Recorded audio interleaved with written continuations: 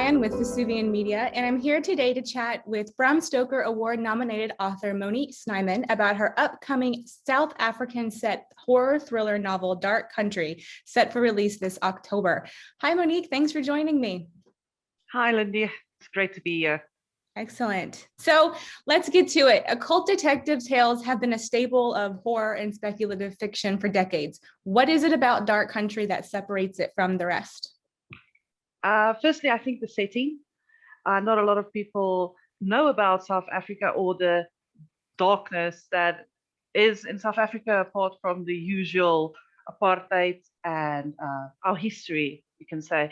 But this isn't necessarily about that. This is about the superstitions that is ingrained into us as a society and the mythology that we grew up with. And it transcends race, it transcends cultures in South Africa.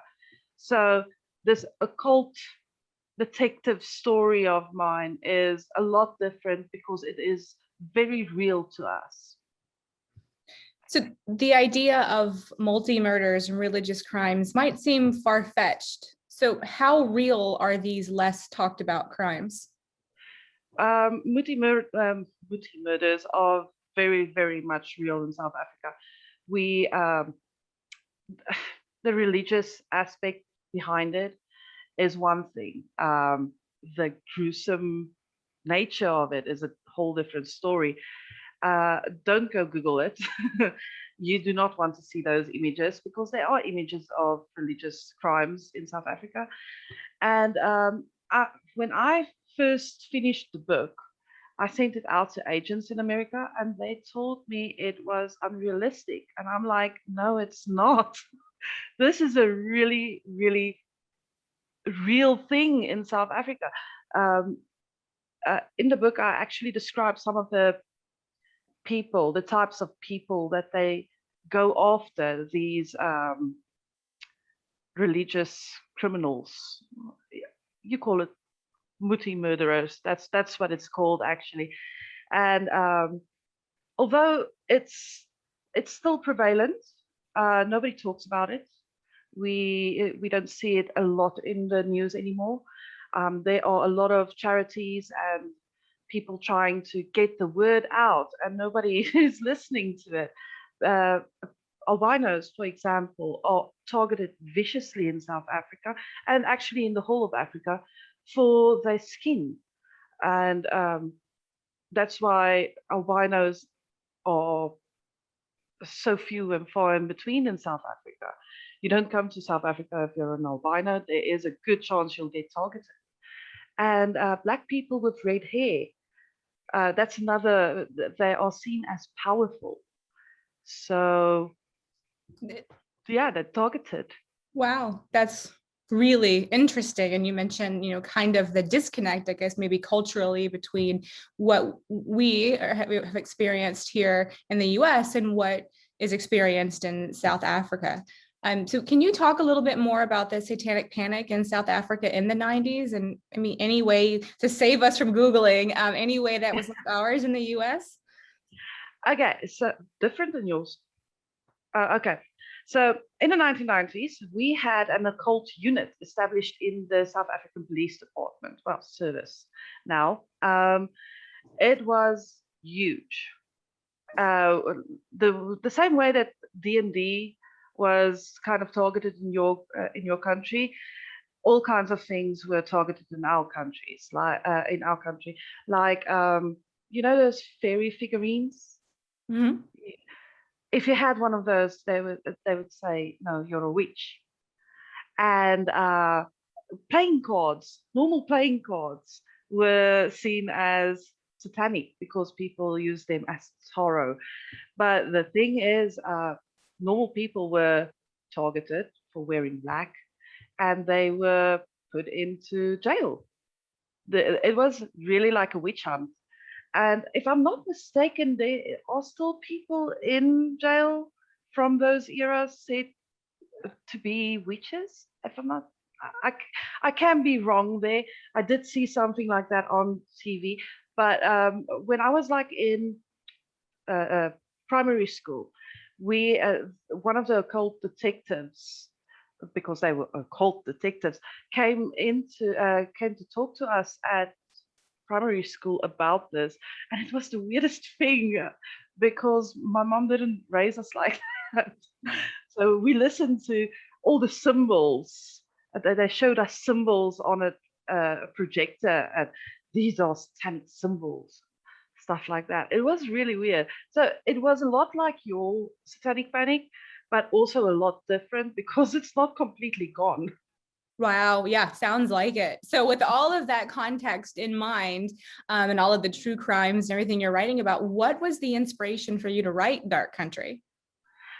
So I've always wanted to write about multi-murders because nobody writes about it. And the inspiration behind that was I was talking to some friends in the UK, and they had no idea what it was. And one of them said to me, "Well, why don't you write a book about it?" And I'm like, "Okay, yeah, okay, I'll try it."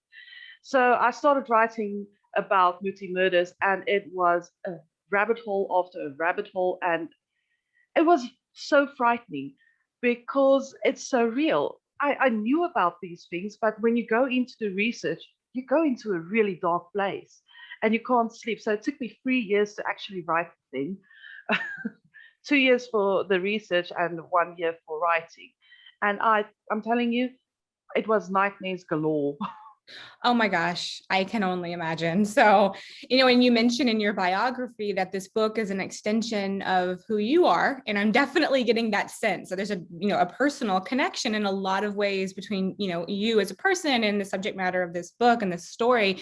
And there's an obvious kind of love-hate relationship happening between you and South Africa. Why do you think that is?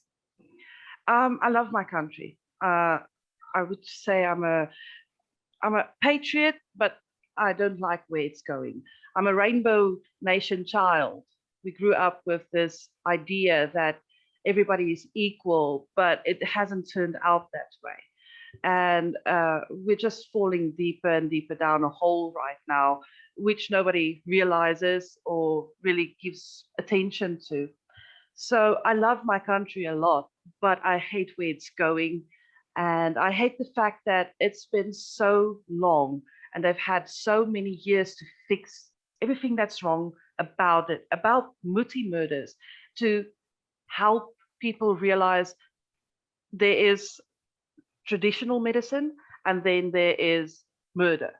And nothing's being done about it, or at least it doesn't feel like anything is being done about it.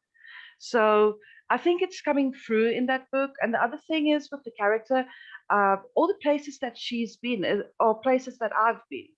I grew up in this city. So I have an in-depth view of all the things she's seen. Well, not the murders, obviously. I can't say I've seen those types of murders, but the setting, it's true to home. It sounds like there's a lot of passion and personality in this story. Are you frozen? Okay. I had this. No, We're frozen. Oh my gosh. A lot of passion and personality and personal investment in the story. So I can't imagine that it's is it a standalone or is there more to come with Esme and the Gang? Yeah, there are other books coming. I signed up with Vesuvian Media for a sequel and then more. But the next book is not going to be about multi-murders. There are a lot of fodder when it comes to South Africa, a lot of weird stuff happening.